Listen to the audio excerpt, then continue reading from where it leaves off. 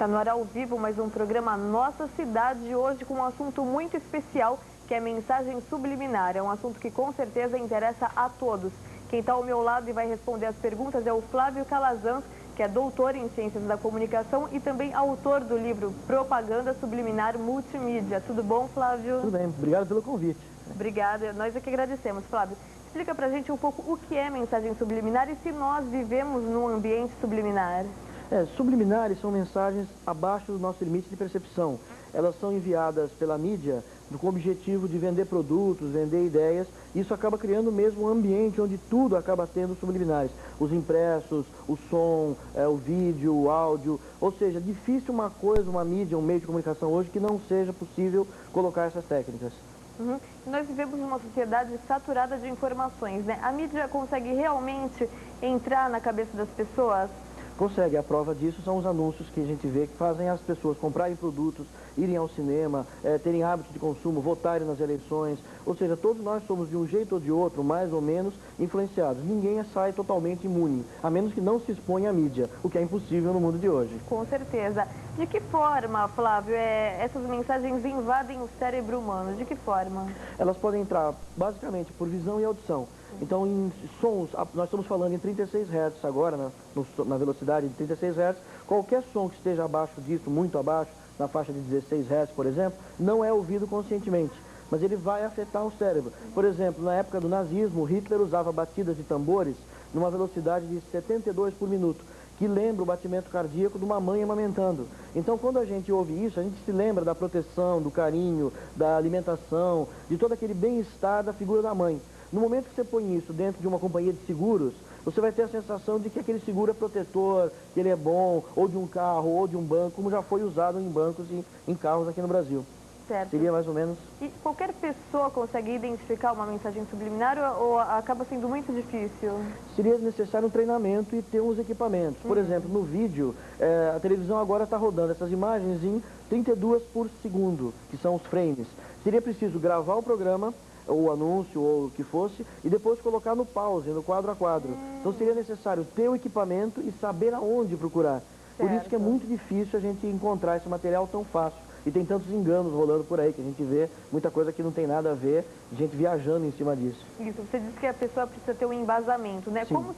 Como surgiram as pesquisas em relação às mensagens subliminares? As primeiras pesquisas, eu tenho o livro Propaganda Subliminar, onde eu descrevo, as primeiras pesquisas foram na área de psiquiatria, de médicos psiquiatras, lá pelo século XIX. Depois, na década de 30, década de 40, foram avançadas, onde teve pesquisas mais detalhadas com o som, como que a gente reage, nosso coração sincroniza com essa batida de 72, uma cor vai ter um efeito, como é o caso que a gente vai falar mais tarde do Pokémon. Então, esses signos, essas mensagens, acabam tendo efeitos na gente de uma maneira totalmente inconsciente. Você não sabe que está recebendo e está sendo influenciado a comprar esses produtos, a ter essas atitudes. Nós temos inclusive uma imagem, né, do taquicoscópio. Explica pra gente que tipo de equipamento é esse? Esse aparelho, especificamente, esse aí é de 1932, ele projeta imagens em 3.000 avos de segundo. Ou seja, pega um segundo, divide em 3.000 partes, é o tempo que essa imagem fica.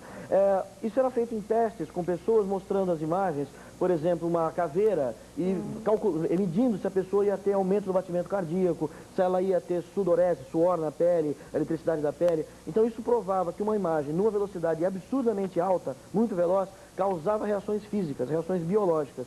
A partir dessas pesquisas de psiquiatras é que isso começa a ser usado na mídia, começa a ser usado no cinema, é usado um projetor, esse projetor lateral ao projetor do filme, jogando essas mensagens como Beba Coca, que foi feito em Nova Jersey, em 1956, nos Estados Unidos.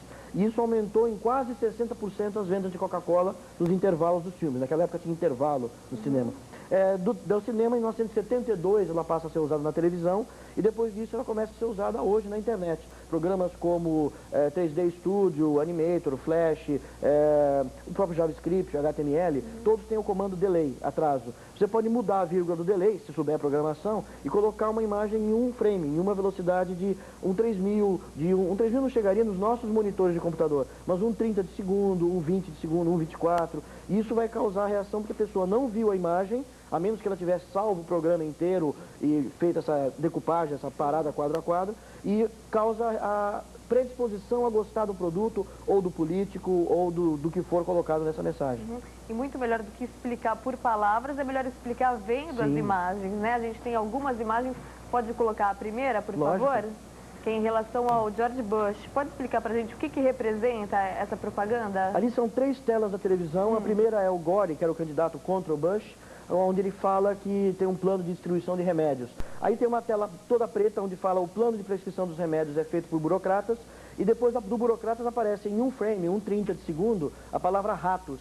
Ele quer associar ratos, ratazanas, o cara que é um rato, o cara que é maldoso, com o plano do Gore. Então isso causou nas pessoas uma reação contra o Gore, e que isso provocaria que os indecisos não votassem no Gore. Eles não votando nos Gore, eles já iriam automaticamente ou não ir votar, porque lá é voluntário, né? Ou votar no George Bush. Isso aí foi um processo, ele houve o processo, esse processo está no Tribunal Federal norte-americano, pode se achar na internet com facilidade, e assim que ele ganhou a eleição, aquela história da Califórnia, que era o irmão dele e tal, esse processo foi arquivado. Ele atualmente está suspenso, esperando o momento que ele ou volte a andar ou nunca mais ande, que é o que provavelmente vai acontecer, como houve casos anteriores. O publicitário era o Alex Castellari, que já tinha feito casos, tinha processos anteriores de subliminar.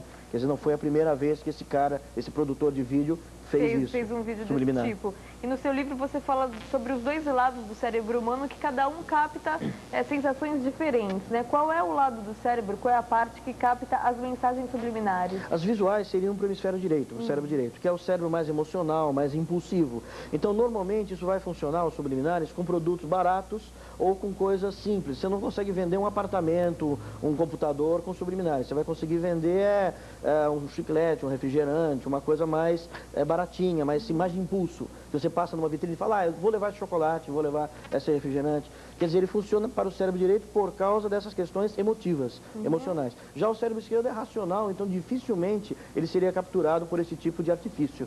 É uma coisa mais para as emoções, para os impulsos, do nosso lado mais desejo, mais infantil mesmo. E a nossa segunda mensagem é em relação ao filme Bernardo e Bianca, da Disney, que também causou muita polêmica na época, né, Flávio? Pode explicar pra gente, Isso, por favor? esse caso foi o filme Bernardo e Bianca, da Disney, em 1970 e pouco, onde eles colocaram lá em cima, na janela, tem uma mulher nua. É uma foto de uma mulher nua. A ideia seria que as crianças associassem a mulher, aos seios da mulher com amamentação. Então não é uma coisa erótica. É uma coisa para que a criança pensasse em amamentação, em mãe. É uma figura de uma mulher que não é atraente, é uma mulher normal, não é uma mulher siliconada. E atrás dela, aí tem uma ampliação dela, né, para ver bem o que é a figura. Vê que ela tem os seios grandes e seios pendurados. E atrás dela tem árvores. Então é uma sensação, numa cidade que se passa a história, é para as crianças que são urbanas, que moram em cidades, e a ideia seria que elas associassem a figura materna com uma coisa que a gente chama arquétipo, figura do inconsciente coletivo, que seria a grande mãe, seria a figura da mãe protetora, da mãe natureza. Então a criança associaria a sensação do filme com a figura da mãe, com a proteção, com o carinho, com a amamentação, e seria levada a assistir o programa várias vezes. Essas fitas são vendidas para casa, são as self-through, vendidas para as pessoas nas casas, e elas são assistidas várias vezes. A criança fica repetindo e assistindo de novo. Esse caso a Disney teve que admitir que aconteceu. Isso que eu ia falar, a Disney assumiu que houve mensagem subliminar? Ela assumiu porque um jornalista do New York Times viu essa matéria num site, um website francês na internet, ele achou meio loucura, mas ele tinha a fita em casa, ele tinha filhos, ele pôs os 28 minutos do filme e apareceu a imagem. Quando apareceu, ele levou para a redação do jornal, conseguiu colocar no jornal e convidou as pessoas a pararem em casa suas fitas e verem.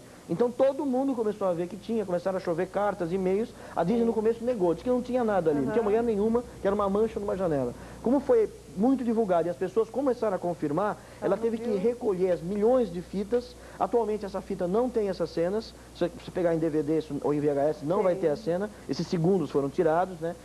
E foi o primeiro caso que uma multinacional admitiu que existiam subliminares. Ela não teve como negar. Foram cortados os segundos em que aparecia uma mulher. Ela cortou e a partir de ali você não consegue mais encontrar essa imagem. Todas as fitas agora, se você pegar em casa, não vão ter essa cena. É o momento que o albatroz, a gaivota está voando entre os prédios. Ela vai continuar voando, mas esses segundinhos, frações de segundo que acontece a janelinha, não estão mais. E foi feito propositalmente essa imagem? Sim, porque naquela época não tinha computação gráfica. Então era aquelas acetatos, era o desenho animado com aqueles quadradões enormes. Isso tinha um cameraman, um iluminador, um cara que era intercalador, que ia colocando essas folhas transparentes, acetatos. Então era um volume muito grande de pessoas. E depois isso passava pela mixagem, pela dublagem, passava pela edição. Então você tem uma equipe com 150 a 200 pessoas que que viram a figura. Então dizer que isso foi uma coisa que aconteceu sem querer ou por acidente, todos tinham que estar envolvidos. Ou isso foi uma ordem da direção, que provavelmente tenha sido, né? Certo. A nossa terceira mensagem é sobre o filme Drácula.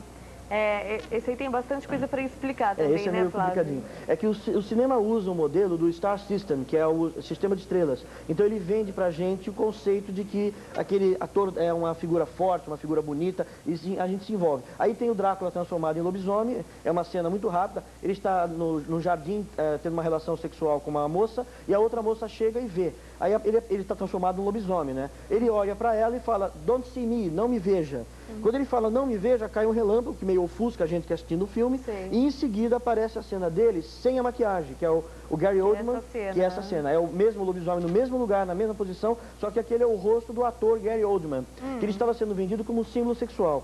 A figura do Drácula também é um arquétipo, né? E a ideia seria o seguinte, a pessoa que vê um ator que faz o Drácula, ela vai associar com um cara sensual, um cara sedutor, um cara sofisticado, um cara que vem de outro país. E para as mulheres, o dente seria um símbolo fálico, a mordida seria como uma penetração, o sangue seria como sangue virginal. E ao mesmo tempo, o Drácula, além de ser uma figura máscula, viril, fálica, ele também é indefeso. Porque ele tem que ficar num caixãozinho, que é como se fosse um berço. Ele não pode tomar sol, você tem que cobrir a ele para proteger do sol, como se fosse um bebê. Então ele mexe com dois lados da mulher, que é o lado sensual e materno. É o instinto maternal e o instinto sexual. Então no momento que eles colocam no Drácula... Tem inclusive uma outra imagem que é a sequência para poder estar... Isso. Aí aparece essa cena dele com a maquiagem de novo. Isso é tudo em um frame, é um 30 de segundo. E aí depois dessa cena vai aparecer o próprio Drácula tendo a relação sexual. Então é para associar o lobo com aquela coisa instintiva, a idade do lobo, do cara que é sensual, que é sexy, e com a imagem do Drácula. Aí ele está tendo a relação sexual com a moça no jardim e a outra está aqui nesse ponto assistindo. Certo. O filme O Exorcista, Flávio, ele faz uma mistura de sons que inclusive levou o filme a ganhar a trilha sonora, né, no Oscar de melhor trilha sonora. O que foi feito para ser produzido aquela trilha sonora? Eles separaram as faixas de som. Então, você está ouvindo a minha voz, ela é uma faixa de som. Se tiver uma música atrás, é uma segunda faixa. Podem ser feitas 18, 20 faixas. São várias faixas. São muitas faixas. Então, a primeira faixa tinha a voz da menina, a possuída pelo demônio lá, falando com o padre. Ela foi dublada com uma atriz pornô, com aquela voz rouca, aquela voz sexy, misturada com a faixa dublada exatamente em cima. A atriz dublou a menina e ela foi colocada mais baixo o som, mas sincronizado, junto, como uma dublagem. Então a pessoa ouvia as duas vozes misturadas. Numa terceira faixa, um enxame de abelhas, um zumbido de abelhas, que faz a gente se arrepiar. Todas as pessoas que ouvem um zumbido de abelhas, elas têm os pelos arrepiados. A gente tem uma reação de medo, de pavor quando vê isso. Uma quarta faixa, o barulho de porcos sendo degolados, aqueles gritos. E numa quinta faixa, mulheres tendo orgasmos verdadeiros. Tudo isso misturado, sincronizado, a gente não tem como ouvir, você só ouve a voz da menina, da atriz, e isso tudo vai para o inconsciente. Por isso que tinha, na época da estreia do filme, em 77, tinha mulheres tendo desmaios no filme. Foi um escândalo, isso saiu em tudo quanto foi jornal, e diziam que era por causa da figura do demônio. Na verdade, era a tecnologia dos sons subliminares que criava toda essa sensação inconsciente. Que a gente reage biologicamente, a gente não tem como impedir a reação. A pupila aperta. Causa um medo, né? Nossa, aquela música. Você acha que esses efeitos de mixagem ajudaram aquele filme a decolar na época? Com certeza. Foi uma inovação, ninguém tinha feito isso antes dele. Está chegando as épocas de eleição, né, Flávio? Os políticos têm abusado das mensagens subliminares e de que forma eles usam as mensagens subliminares? Elas são muito usadas, tanto em outdoors quanto nos impressos. É a melhor época para quem quer estudar isso, recolher material. Gravar os jingles com as musiquinhas dos candidatos, para quem faz pesquisa, né? Para quem quer pesquisar isso, quem quer estudar, é o melhor momento. Eu dou curso de pós-graduação de subliminar na Casper Libre, lá na Paulista, na Avenida Paulista, São Paulo. E a gente estuda, nessa época de eleição é a melhor época, que os alunos pegam esse material e decompõem. Normalmente você vai encontrar jingle com batimento de 72 por minuto, que é aquele que o Hitler já usava na política. Se encontra muito logotipos com imagens duplas, com imagens embutidas, imagens torcidas. E as próprias fotos dos candidatos costumam ter a pupila dilatada. Quando a pessoa está interessada por você, a pupila dilata. Então, no momento que você aumenta com Photoshop, com o computador, a pupila na foto do político, quem vê a foto pensa, ele gosta de mim, ele está preocupado comigo, ele é afim de mim, ele está me ajudando. Então, isso é muito usado. Então, vê muitos outdoors, muitas fotos de políticos que vão ter a pupila dilatada. Eles são bem iluminados e a pupila é ampliada para dar essa sensação. Eu não tinha reparado. Tudo isso com a intenção de manipular os votos. Da gente puxar puxar o voto, o indeciso ser puxado para votar com eles. As frases feitas que eles utilizam também um tipo de propaganda subliminar, porque você lembra da frase, você logo já associa ao rosto daquele político? Vou dar um exemplo que é antiguinho, mas algumas pessoas ainda talvez se lembrem. São Paulo é Paulo porque Paulo é trabalhador. O Paulo Maluf misturava o nome dele, Paulo, com o nome de São Paulo. E esse jingle ficava repetindo e acabava forçando a gente a associar São Paulo com Paulo Maluf. Então as pessoas que estavam em São Paulo e que iam votar acabavam tendo um impulso, uma pulsão para votar nele. Como também o logotipo dele, que era um trevo de 4 folhas, na época que o voto ainda era de papel, que a gente punha xizinho, e ele era o número 11, era o primeiro da cédula. Então ele fez uma figura que era um trevo de 4 folhas e o espaço entre os trevos formava um X. Certo. É um jogo de figura fundo, né, que formava esse X. E do lado o nome Maluf, era adesivo de carro, era outdoor, era todo lugar. Então a pessoa, quando ia votar nervosa, aquela fila, aquela multidão, aquela zona toda, o cara via a cédula de papel na frente e queria se ver livre daquilo rápido, indeciso, né? Ele metia o X no primeiro. Ele lembrava inconscientemente que tinha um X na frente do 11, do primeiro. Então isso forçava, quando iam foto era papel, né? Hoje com a urna eletrônica não dá para usar mais esse recurso, né? É uma forma de manipulação, Sim, também né? é uma forma de manipular, de forçar o voto. Não se esqueçam que se você quiser fazer uma pergunta para o Flávio Calazans, é só ligar aqui para o 3569-8519, que no final do programa você também vai estar concorrendo a um arranjo de flores da Flora Cinderela. Nós vamos para um rápido intervalo e voltamos já já com o programa Nossa Cidade. Estamos de volta nesse segundo bloco com o programa Nossa Cidade. O tema de hoje é mensagem subliminar, um tema que agrada a todos com certeza. Quem está ao meu lado é o Flávio Calazans, doutor em Ciências da Comunicação e também autor do livro Mensagem Subliminar Multimídia. Flávio, eu nem tinha anunciado o número do telefone ainda e já chegaram 3 perguntas, tá? A primeira é do Kleber, do Boa Vista, em São Vicente. Ele gostaria de saber se a imagem subliminar só serve para fazer comerciais de produtos. Também, Regiane, gostaria que você mandasse um abraço para a Rose. Um abraço para você, Rose.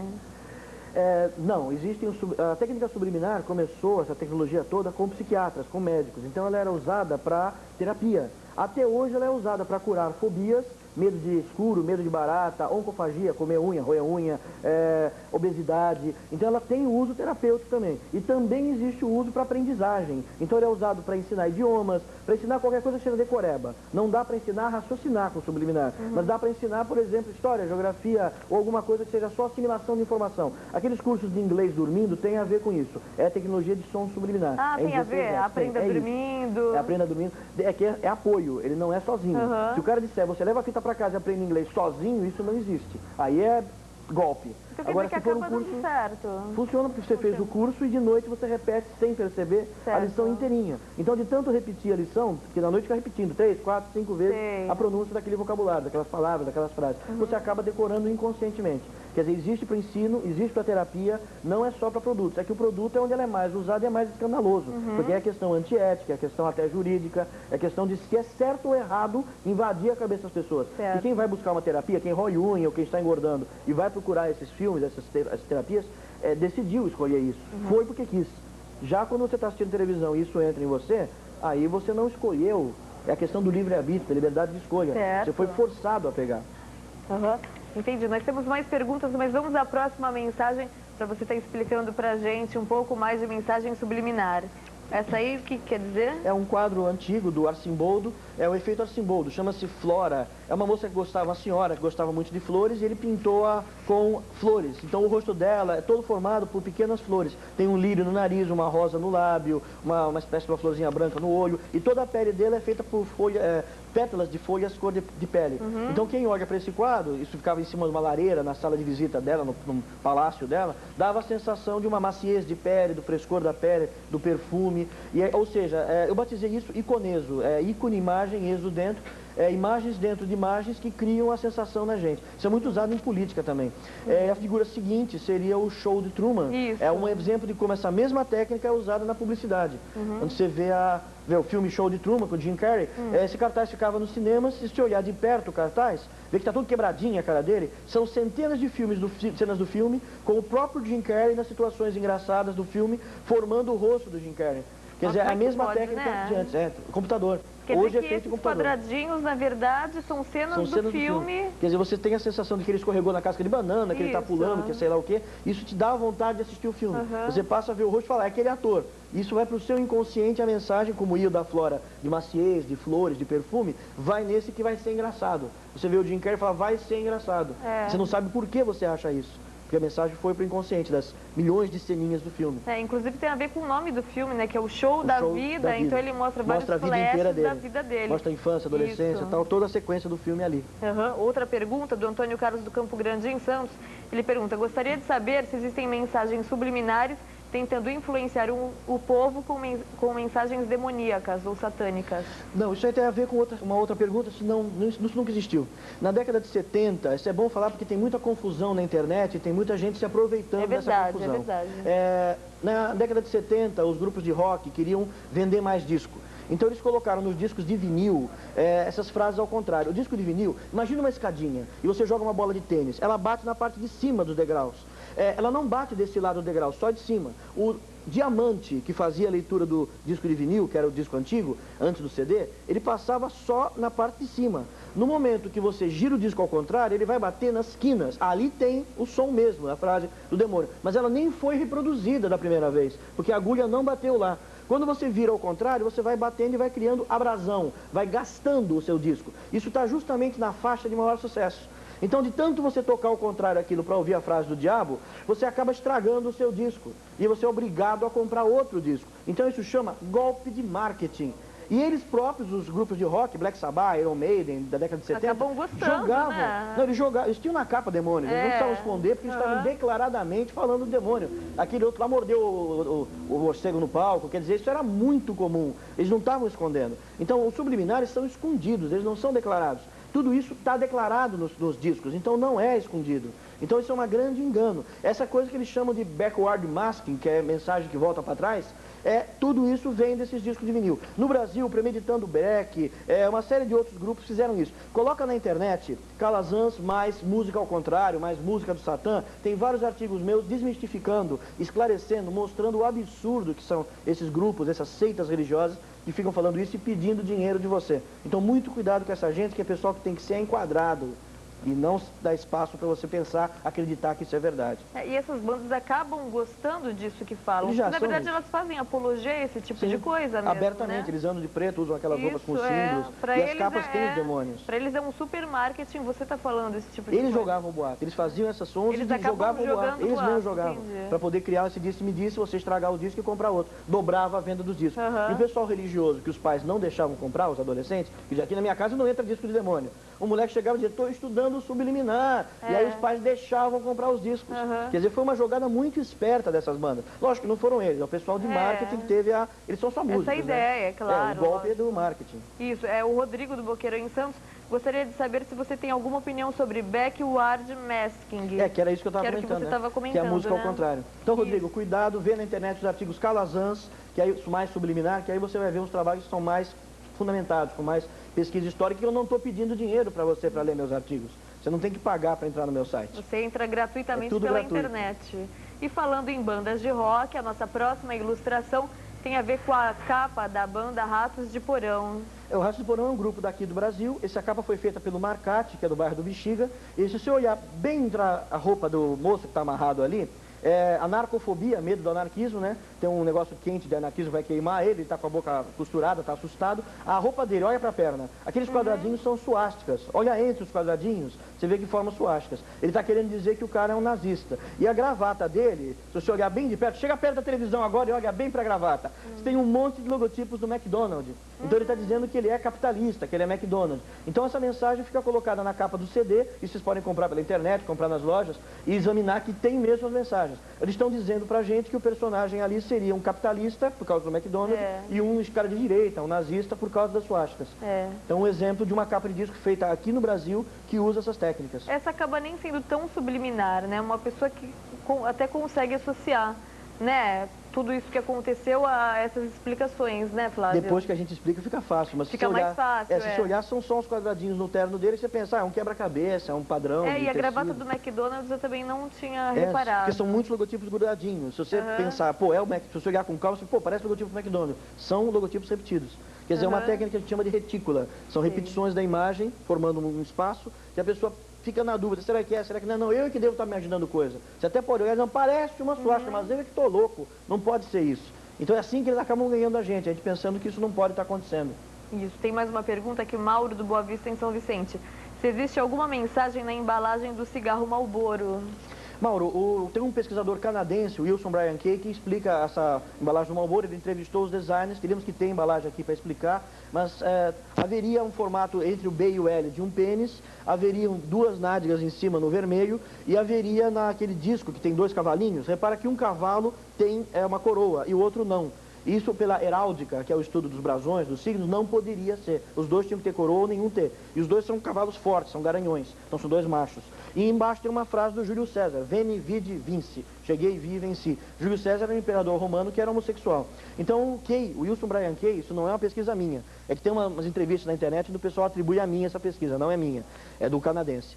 Onde ele diz que esse cigarro seria feito para quem tem homossexualismo latente. Então, segundo esse pesquisador canadense, o Wilson Brian Kay, quem fumasse Marlboro teria uma tendência a ser homossexual, que é uma coisa também meio exagerada, meio discutível, uma coisa que não dá você afirmar assim, é e não é, pão, pão, queijo, queijo. Todas as coisas são meio, a gente precisa pesquisar mais, são meio complexas, tem um negócio que a gente chama variáveis. Tem muitas coisas para serem estudadas antes de fazer uma afirmação assim de cara. Na época dele, década de 70, quando ele escreveu isso, era comum se fazer esse tipo de afirmações. Hoje as pesquisas são um pouco mais fundamentadas. Eu te recomendo dar uma lida que aí você vê como se faz uma pesquisa de subliminar. Realmente, para eu fazer essa entrevista, Flávio, eu pensei, vou dar uma folheada, né? Mas o livro é tão bom que eu consegui ler ontem à noite todinho, mais de 100 folhas, né? Nossa, obrigado. Não é nem uma propaganda subliminar, não. É que aberta, eu li e gostei mesmo. Tem mais uma pergunta da Lucinalva do Boa Vista, em São Vicente, sobre as figurinhas do Digimon, se elas estimulam as crianças a lutar. É uma coisa meio complicada de explicar. Todos esses filmes japoneses que imitam os japoneses, eles estão incentivando briga. Só que o quadrinho americano também. O Capitão América dá porrada em todo mundo. O Homem-Aranha também. O Hulk também. Todos eles estimulam violência. Então não é uma coisa que esse desenho especificamente faça. É que a criança pequena ela vai ser atraída porque ela acaba brigando com os coleguinhas mesmo. É meio que da faixa etária, dá-se soquinho, essas coisas. Mas é uma coisa que, para um estudo mais detalhado, você vai encontrar material específico disso na internet. Tem artigos de pesquisadores, tem artigos meus sobre o Pokémon e artigos sobre outros, onde você pode detalhar mais. Mas não é uma coisa tão simples assim, e não é assim que eles causem a violência. Eles vêm pegando carona num desejo que a gente já tem, que a criança já é violenta. Não é uma coisa que a culpa do meu filho ter brigado é porque ele comprou a figurinha. Aí você está simplificando demais a coisa, não é bem assim. Isso, e falando em Digimon, a gente tem algumas ilustrações sobre o Pokémon. Você tem muito a falar sobre esse desenho, né, Flávio? Vai longe, Então pode colocar, por gentileza. O Pokémon no Japão, ele piscava... A criança japonesa é muito estressada, né? Lá tem muito suicídio infantil. E o Pokémon piscava vermelho, branco e azul umas 3, 4 vezes por segundo. Isso causava, essas cores vermelho, branco e azul, um relaxamento da criança. Tirava o estresse dela.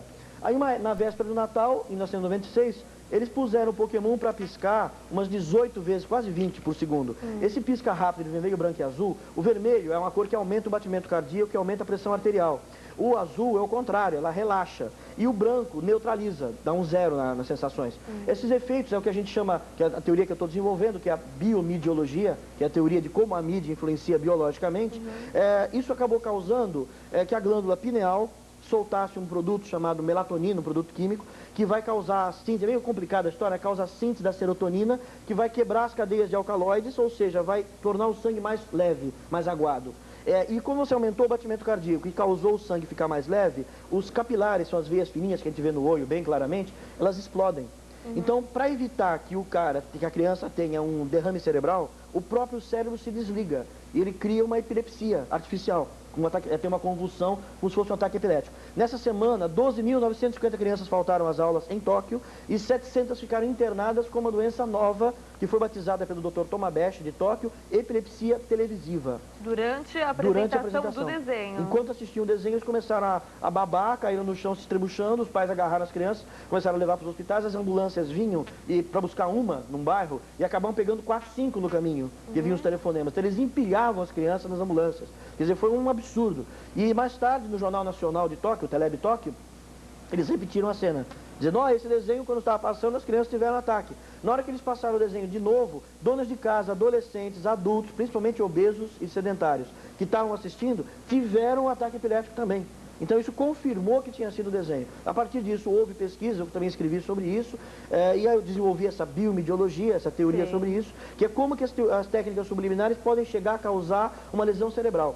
Numa velocidade maior que essa, elas poderiam chegar a dar um derrame cerebral mesmo, que é essas teses desse professor japonês, esse psiquiatra, que é o Tomabeshi. Certo, mas foi realmente comprovado que essas crises de epilepsia foram decorrentes delas terem visto esse desenho? O governo japonês, eu escrevi um artigo sobre isso, propondo que seria essa explicação química, e a partir disso, um governo japonês fez uma outra pesquisa e chegaram à conclusão, com as próprias crianças, né, que tinham sido ataque epilético e algumas que não tinham tido, e chegaram à conclusão de que era a sequência de cores que causava. Hoje a gente sabe que essa sequência de cores, nessa velocidade, causa ataque epilético. Tanto que algumas empresas criaram vírus de computador para atacar outras empresas que fazem as bordas do Windows, a partezinha pretinha da borda, ficar piscando essas cores. Nossa. Não vai te dar um ataque, mas vai dar enxaqueca. Vai dar, o olho fica injetado, dá dor no olho, a pessoa fica com vontade de sair do computador e cai a produtividade.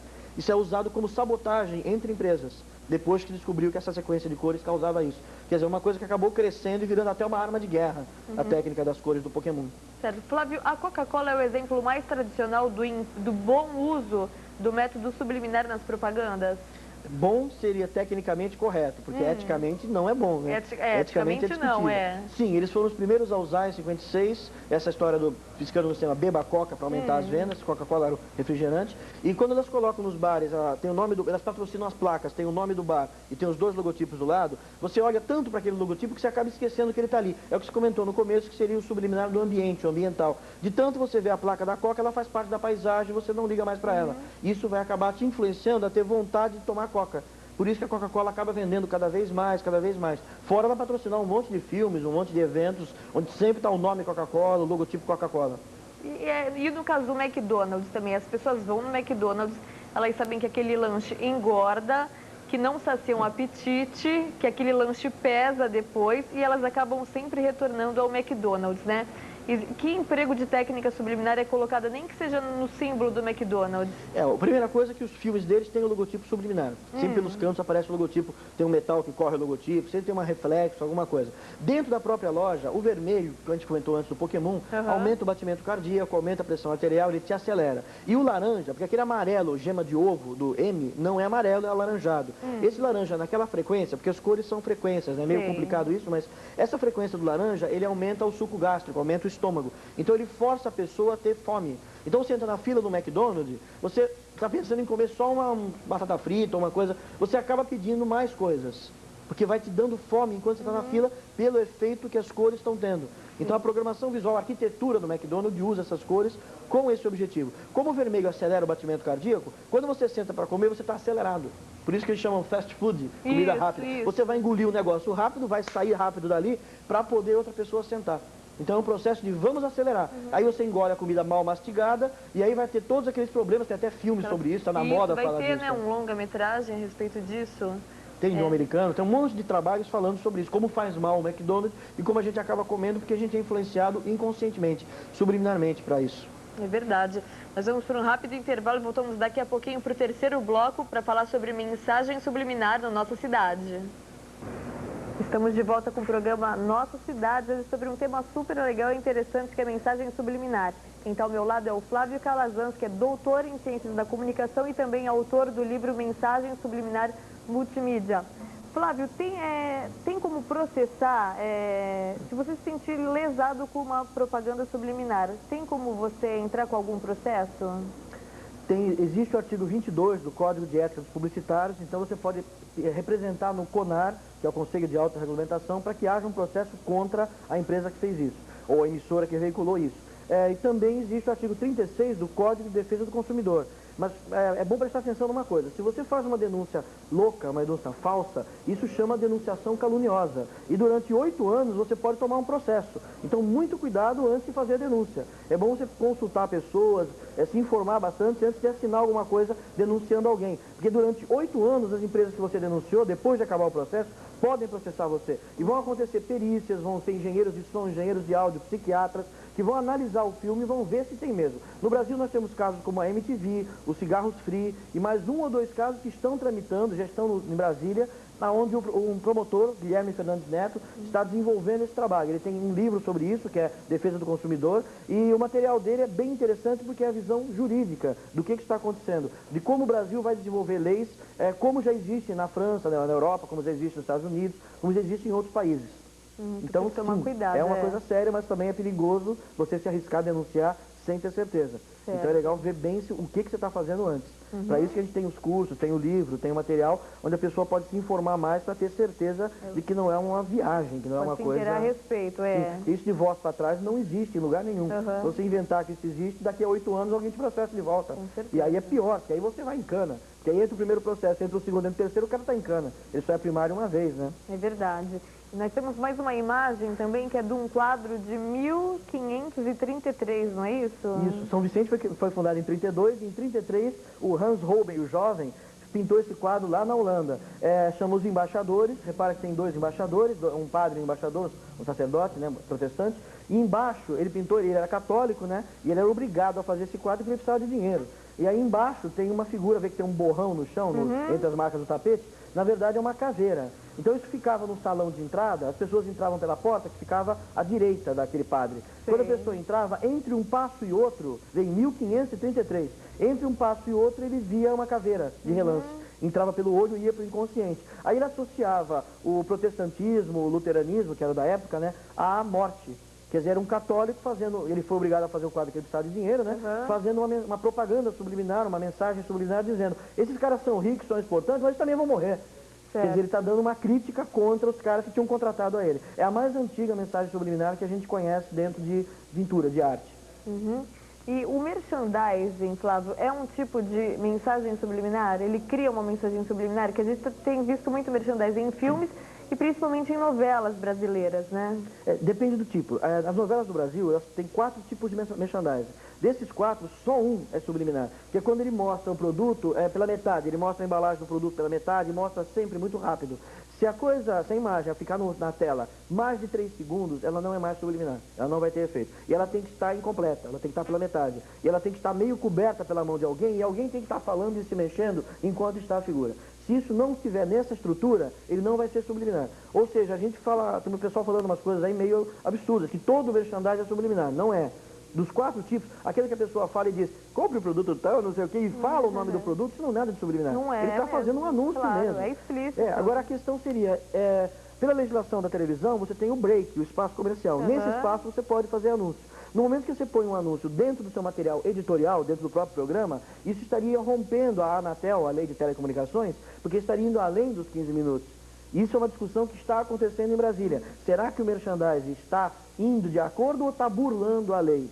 Então essas seriam as questões. E ele não está meio que assumido. Você não tem... Porque às vezes o cara fala, eu uso esse aparelho na telenovela, eu uso esse aparelho para descascar batata e tal. Você não sabe que aquilo é um anúncio. O artigo 22 do Código de Ética Publicitários e o 36 do Código de Defesa do Consumidor dizem que a publicidade tem que estar assumida. Ela tem que chegar e dizer, eu sou um anúncio.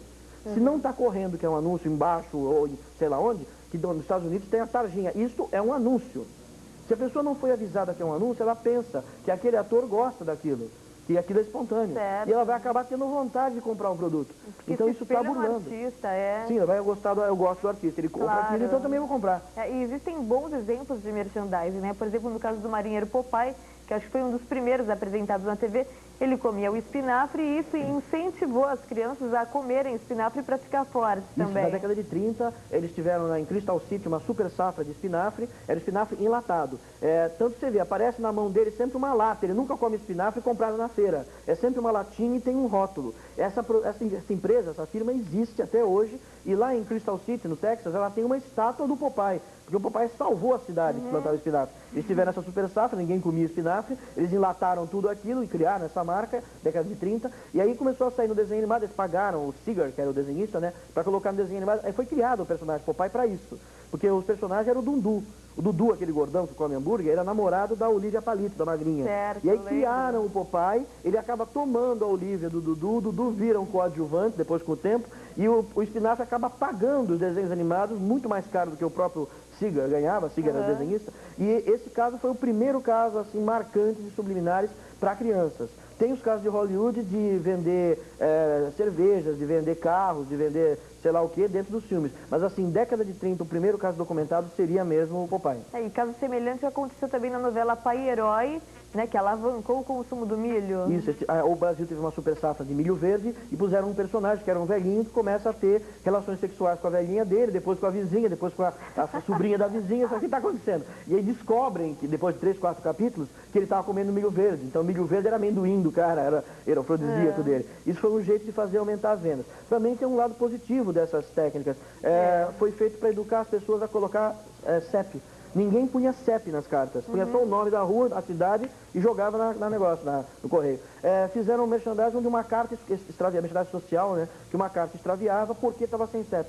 Então eles durante vários capítulos explicaram o que era CEP, que tinha um livro de CEP no correio, que o CEP ajudava, que o CEP dizia até a rua onde estava, que era mais difícil extraviar a carta. E aí isso acabou criando no Brasil a cultura de pôr CEP, que nós não tínhamos na década de 80. Isso começa no final dos 80, começo dos 90. E auxiliando o trabalho dos Correios, né? E dando menos prejuízo para a gente das cartas sumirem. Quer dizer, o nosso correio acabou crescendo muito por causa dessas técnicas merchandising, que são um tipo de sublinhagem. São bons merchandisings, né? Um outro exemplo de mensagem subliminar é o caso do Silêncio dos Inocentes, do filme, né? Isso, o cartaz do filme. A gente tem aqui no cinema que existia em Santos antigamente, que era Iporanga, né? Tem ali o cartaz do filme com a Jodie Foster e na boca uma mariposa. Que a esquerda é o original, a esquerda está o cartaz e a direita tem a mariposa que está na boca da Jodie Foster ampliada. Nas costas da mariposa tem uma caveirinha. E se você ampliar a caveirinha, ela é feita por 7 mulheres nuas, que é uma fotografia feita pelo Salvador Dalí, que é aquele pintor surrealista. Então a ideia foi, eles compraram os direitos de uso dessa imagem, reduziram, colocaram nas costas da mariposa, escondido na boca da menina, ocupando menos de 2% da área do cartaz, dos centímetros quadrados cúbicos do cartaz, e o objetivo era que você olhasse o cartaz, ficasse meio, mariposa, e olhasse outro cartaz no cinema. Sim. E na verdade isso causava aqui está a própria imagem ampliada, né? Ali você pode ver em cima, tem uma mulher com os braços abertos, em cima dela, nos ombros dela, as coxas e a barriga de outra, depois na frente 2 mulheres de costas pra gente, ver as nádegas delas, e embaixo os pezinhos delas todas, no chão, embaixo dos pezinhos, a mandíbula da caveira, tem uma mulher, vê à esquerda tem o braço dela, as costas, e à direita as nádegas. E em cima dos 2 lados tem mais 2 mulheres de lado, você vê os quadris e as coxas das duas. É uma fotografia, são mulheres de verdade, não é um desenho. E muito bem feita. Muito bem feita. Né? O Salvador Dalí fez uma armação de madeira, colocou as moças em cima e tirou essa foto. Aí a Warner comprou os direitos da foto e colocou nas costas da mariposa. Teria como voltar o anterior? Seria possível para o público ver? Sim. Porque vocês podem, observem bem a imagem, quando voltar, dá para perceber bem quanto que isso ficou encolhidinho. E as 4 mulheres em volta foram pintadas de cor de laranja, o que dificulta a gente perceber. Repara que é uma técnica... Qual foi a ideia, Flávio? Qual foi a ideia? Associar sexo com morte. Você olhava o filme e pensava, é uma coisa sensual, sexual, porque tem mulheres, inconscientemente você pensava, e ao mesmo tempo pensava em morte, porque no filme são 7 mulheres que são assassinadas. A 8ª é a filha de uma senadora que não é morta, que conseguem salvar. Então a história toda é em função de sexo e violência.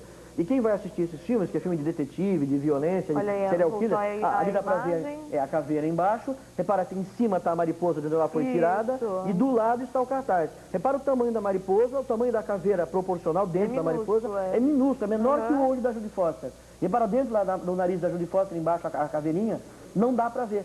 Então a ideia seria não ser percebida, que é uma coisa que muita gente tem dúvida. Como é que uma coisa que eu não vi vai me dar um efeito? Ela vai dar que nem o caso do McDonald's, que vai aumentar o batimento cardíaco, vai aumentar a pupila do olho, você vai ter reações biológicas daquela mensagem. Você vê esse cartaz, você vai ter uma reação de repulsa, e se você gosta de filme com sexo e violência, você vai ser atraído pelo filme. Aí quando estrear o filme, você vai acabar assistindo porque foi atraído pelo cartaz. Uma próxima figura que a gente tem é um anúncio de cerveja, é isso? Isso, é a cerveja Guinness, isso é na Irlanda. As pessoas entravam nos bares da Irlanda e diziam, me dá uma cerveja aí. Aí a Guinness resolveu fazer uma experiência, pegou as melhores garçonetes, pediu para elas usarem uma roupa decotada, os bares ingleses são bem escuros, são os pubs, né? E elas usavam essa lente de contato, aqui no logotipo da Guinness. É uma lente de contato que elas usavam. Isso, elas ganhavam para usar. E quando elas chegavam e perguntavam, o que o senhor vai querer? As pessoas, em vez de responderem uma cerveja qualquer, elas diziam uma Guinness. Então eles conseguiram aumentar as vendas da Guinness colocando uma lente de contato nas moças. Então repara, nem sempre é mídia. Às vezes a própria garçonete pode ter um recurso desse. Isso é uma técnica muito sofisticada. Foi a primeira vez que foi usada numa pessoa, num corpo humano, um objeto, um logotipo dentro de uma lente de contato. E deu um aumento de vendas absurdo. A Guinness acabou ficando em primeiro lugar de vendas na Inglaterra por causa só da lente de contato. que ela não fez mais nada, só colocou lente de contato nos modelos das garçonetes. Sei que já deu um efeito, né? Deu resultado. Ainda em relação ao merchandising que a gente estava falando, inserido em novelas, a novela Tititi lançou um batom Boca Louca na época. E esse batom foi para circulação, e a mulherada comprava, que era um batom que fixava, né, no lábio. Quando acontece esse tipo de coisa, o autor e os atores, no caso, eles lucram? Eles têm participação nas vendas? Depende do contrato. Eles ganham algumas vezes eles ganham porcentagem, eles ganham um salário maior do que o da própria novela. Então, no mês que ele faz o merchandising, ele vai ganhar o dobro do salário dele. É uma equipe separada, não é a mesma equipe da novela, os cameramans, os iluminadores são outros, e o diretor até é outro, e, na verdade, o roteirista, o dramaturgo da novela, o diretor, os atores, toda a equipe é paga para fazer esse material. O ator, dependendo do contrato, ele pode chegar a ganhar porcentagem de vendas. Quando é uma atriz muito famosa, ou é um ator muito símbolo sexual, como é o caso do Gary Oldman, do caso do Drácula, ele poderia ser usado para fazer um anúncio de, sei lá, ele sendo seduzido por uma lingerie, e aí as mulheres comprariam aquela marca de lingerie porque viram o cara que fez o Drácula sendo seduzido pela lingerie. Então, o mesmo princípio, a imagem dele se transfere para o produto. No caso do Boca Louca, era uma moça sensual, que eu não lembro quem era, que tinha saído em Playboy e tudo. E ela passava o batom e os homens ficavam loucos por ela porque ela estava com o batom. Aí o mulherio todo começou a comprar o batom foi criado o batom por causa da novela. Nesse caso, o produto fazia parte da trama, né? Sim, ele estava inserido na trama e as pessoas não percebiam, e de repente ele aparece. Como também teve o caso da boneca Pepa, tem vários casos da Pepita Rodrigues na época, teve vários casos de merchandising que foram planejados um ano antes, com cronograma, com planejamento que a indústria produz para ele ser distribuído quando sair a novela. Na hora que a personagem começa a passar o batom e fala que é o Boca Louca, já está nas lojas do batom Boca Louca com os cartazes. Quer dizer, é bem sincronizado, é uma coisa muito complexa, muito bem trabalhada, é o marketing que trabalha isso. O subliminar é só um instrumento desse marketing. E nós temos a ilustração também de um filme que está, o segundo está em cartaz, né? Esse é a respeito do Homem-Aranha. Isso. O que pode ser explicado? Tem uma cena que ele está conversando com a namorada, a futura namorada dele, que é a garçonete. Repara que tem uma setinha e tem um amarelo lá atrás, está escrito it, que em inglês quer dizer coma. E aí, depois ele vai ter uma briga vem uns rapazes que tentam atacar ela, ele vai lutar com eles, depois ela dá o primeiro beijo nele, aquelas coisas. E aí, em seguida, ele volta para casa. Quando ele volta para casa, que ele está pulando, aí seria a cena seguinte, né? Quando ele volta para casa, o apartamento onde o Homem-Aranha mora, ninguém percebe isso no filme, mas embaixo, em cima é o apartamento dele, à direita. Lá embaixo, o logotipo do McDonald's. Tem uma loja do McDonald's na rua que o Homem-Aranha mora. Então, cada vez que ele volta para o apartamento, você está vendo aquele logotipo. E a primeira vez que ele aparece é logo em seguida ele ter aparecido aquela cena que apareceu it, que em inglês é coma. Então, eles disseram coma. Ele luta a briga, quando ele está com fome e volta para casa, está escrito McDonald's. Como a McDonald's. Como a McDonald's.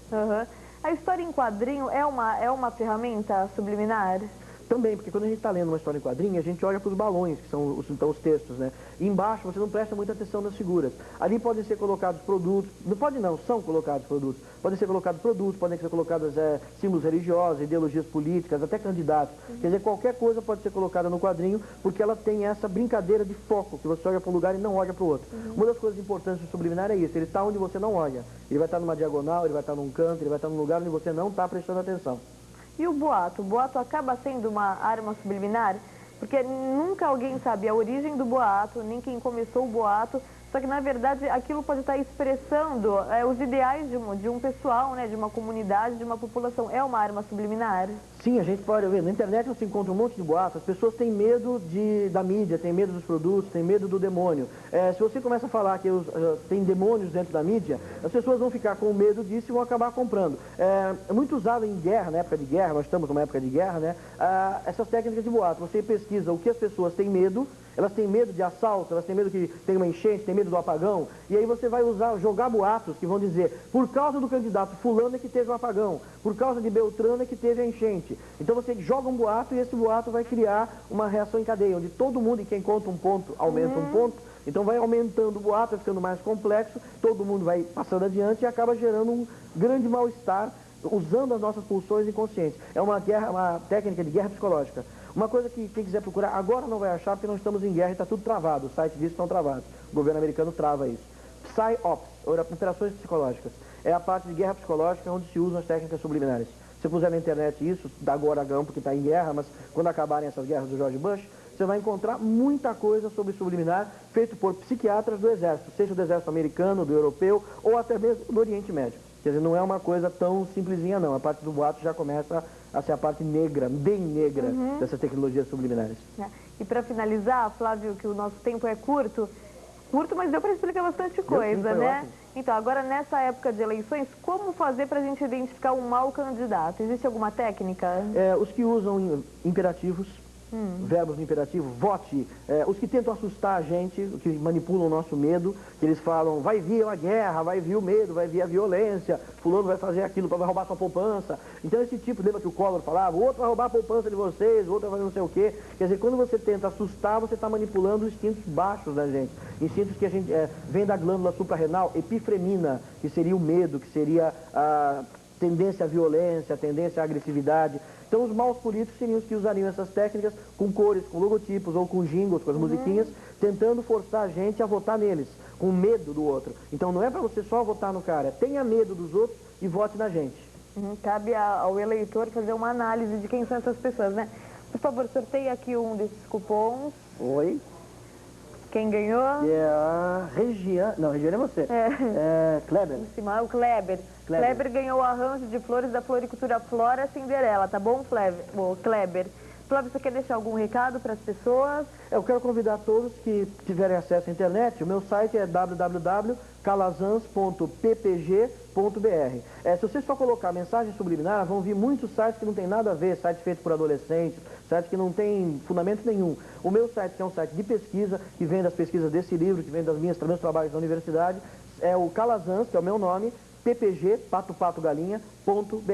Basta você colocar isso, você vai ter acesso ao material e é todo de graça. Você não tem nenhum lugar que tenha a senha para colocar ou tenha que pagar para acessar, porque é um serviço de utilidade pública. Eu estou oferecendo o resultado da minha pesquisa. E lá tem o meu e-mail. Se você tiver alguma dúvida, tiver alguma sugestão, se descobrir alguma coisa e queira conversar, tem o meu e-mail, você está convidado a conversar comigo, a trocar informação. Nós somos uma comunidade, eu não estou sozinho, nós somos muitas pessoas, tem correspondentes no Japão, como Eduardo Tavares, temos correspondentes na Inglaterra, nos Estados Unidos, temos muita gente, até listas de discussão. No Orkut, que é aquele site que está na moda, tem uma comunidade gerenciada por mim, de subliminares, onde a gente discute essas coisas. Ou seja, nós temos muitos espaços e muita gente pesquisando, muita gente séria, gente que tem mestrado, tem doutorado, professores de universidades, psiquiatras, gente que sabe o que está falando. Então nós estamos convidando todo mundo a participar, venha e traga, porque nós também não estamos vendo tudo que acontece em todos os canais, em todos os impressos, em todo lugar do Brasil inteiro. O que você tiver de material, traz pra gente. Acho que tem uma pergunta.